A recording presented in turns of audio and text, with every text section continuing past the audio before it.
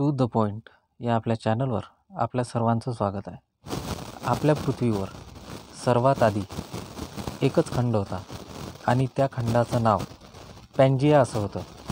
त्याच्यानंतर त्याचं विभाजन होऊन वेगवेगळे खंड निर्माण झाले.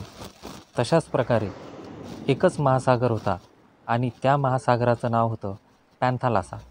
आता या पॅन्थालासा महासागरापासून विविध प्रकारचे महासागर आपल्याला दिसून येतात. त्याच्यामध्ये आपल्या पृथ्वीवर सध्या अस्तित्वात असणारा सगळ्यात मोठा महासागर आहे प्रशांत महासागर.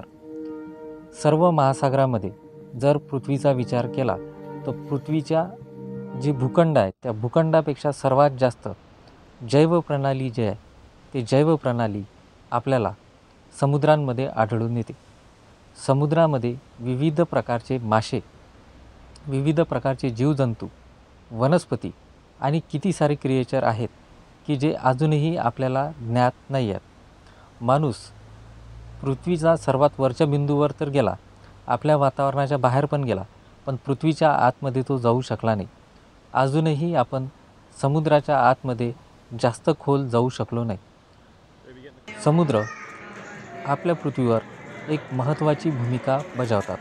तसेच खूप साऱ्या प्राण्यांसाठी एक वसतिस्थान म्हणून ते काम करतात.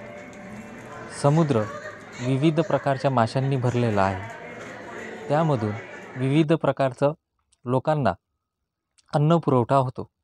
आपल्या पृथ्वीवर अस्तित्वात असलेला सर्वात मोठा महासागर आहे पॅसिफिक, त्याच्यानंतर अटलांटिक, त्याच्यानंतर हिंदी आणि मग दक्षिण महासागर आणि त्याच्यानंतर आर्टिक महासागराचा क्रमांक लागतो.